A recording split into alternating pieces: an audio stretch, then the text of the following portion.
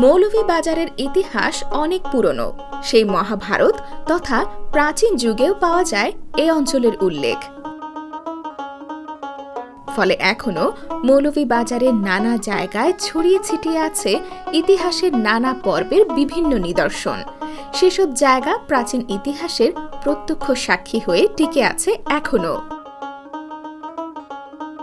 তেমনি একটি প্রাচীন ঐতিহাসিক জায়গা মৌলভীবাজারের সদরের সাধুহাটি এলাকায় অবস্থিত জমিদার রাজচন্দ্রের পরিত্যক্ত জমিদার বাড়ি। জানা যায়, দেওয়ালের প্রাচীর ক্ষয়ে যাওয়া পুরনো এই জমিদার বাড়িটি ব্রিটিশ আমলের এক জমিদারের। তার নাম জমিদার রাজচন্দ্র। রাজার নাম রাজচন্দ্র। টাকার পরে এটা বহুত বাধ্য কাম করছে। ওটা ছিল তার জেলখানা। ওটা তার হাওয়াখানা, ওটা তার জেলখানা আছিল। মানুষের জেল দিত ব্রিটিশ আমল, পশ্চিমে ব্রিটিশ আমল জেল দিত। এরপরে পশ্চিমে আছে তার একটা বাড়ি আছে, মেইন বাড়ি আছে মালকুটা পর্যন্ত। পশ্চিম জানি বড় বিল্ডিং আছে, জীবিত আছে। এটা এখন কিছুই রয়েছে না, এটা সব শেষ। তারা কইছেন যে বলে গর্ভবতী নারী গেছিল কি ঘুমটা দিয়া গেল ওখানে আইনা মুসলমান রে তোমার পেটুট খাইটা যে আছে গর্ভ শুনা না, সন্তান কোন জায়গাত আছে। ওর পরেই লাগি গেল পাকিস্তানে আর যে ব্রিটিশে হামলা হইয়া পাকিস্তান হয়ে গেল। ও তো তখনই বাবা জানি যে তখন রাজা বাগিয়া গেছে ইন্ডিয়াত এই দেশে আর হয়েছে না। রাজত্ব কতটুকু আছে? কিছুই রাজত্ব এমনি আপনার মর শমশনগর দুহাটিলা পর্যন্ত। আর এমনি দিমন হরুকা ফতনাগুড়ি তার দরিয়া একবারে সারা কমদুর হলিলুর নারায়ালিতা সম্পূর্ণই আছে। একবারে আলাপুর দরিয়াটা বহুত জায়গা বুঝছেন না। ও অনৈছে স্থান এটা সব পালাই গেছেন, মানুষে বাজার করি আছে। সাধুহাটি বলতেই রেস্টারি জায়গা নাই, সব দিছে সব দিছে এত গাইলে মিলবে সব হই। এটা বছরে অবসর লিজ নিন আনই তুরা খেত করে আছে মালিকানা রেস্ট না, মালিকানা রেস্টার নেই, তাস নাই হইয়া বসে নেই। সম্ভবত ঢাকাবাসী এই জমিদার ইংরেজদের কাছ থেকে জমিদারি কিনে এ অঞ্চলে আসেন। মৌলভীবাজারের সাধুহাটি এলাকা সহ আশেপাশের এলাকা জুড়ে ছিল তার জমিদারি। প্রায় 1.5 ফুট পুরু চুনচুকি দেওয়াল দিয়ে ঘেরা পরিত্যক্ত এই জমিদার বাড়িটি এখন সেই সময়েরই কথা বলে যেন।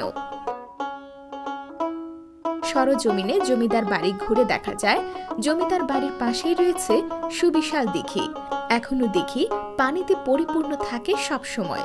এলাকার মানুষের নানা কাজে আসে এই দিঘির পানি। দিঘির পাশেই আবার জমিদার বাড়িতে প্রবেশের মুখে সিঁড়িঘরে হাওয়াখানা। মনোরম পরিবেশে এখানেই বসে নাকি জমিদার বাড়ির লোকজন বিচার আচার করতেন। যদিও হাওয়াখানা এখন সাপ বিচ্ছুর আবাসস্থল। রয়েছে চাকর চাকরানি, বাবুর্চিদের থাকার ঘর। জমিদার বাড়িটি পড়ে আছে পরিত্যক্ত অবস্থায়। জমিদার রাজচন্দ্রের কোনো উত্তরসূরি এখানে না থাকায় অবহেলা অযত্নে নষ্ট হয়ে গেছে একসময়ের জাঁকজমকপূর্ণ এই জমিদার বাড়ি। জনশ্রুতি আছে, জমিদার রাজচন্দ্র তার ভাই সূর্যনারায়ণ চন্দ্র সহ তার অন্যান্য পরিবারের সদস্যদের নিয়ে 1885 সালে সাধুহাটির জমিদারি ছেড়ে চলে যান। কেউ কেউ অবশ্য বলেন তারা পালিয়ে গিয়েছিলেন। মূলত জমিদার রাজচন্দ্র ছিলেন একজন অত্যাচারী জমিদার। জমিদার বাড়িতে সে সময় একটি টর্চার সেলও ছিল, যেখানে এনে মানুষদেরকে নির্যাতন করা হতো। ফলে এই অঞ্চলের মানুষ জমিদারকে পছন্দ করত না। তার উপর এই জমিদার স্থানীয় ছিলেন না, এসেছিলেন ঢাকা থেকে। ফলে সাধুহাটিতে যখন জমিদারের অত্যাচারের বিরুদ্ধে সবাই ক্ষেপে উঠল, তখন তারা পালিয়ে যান।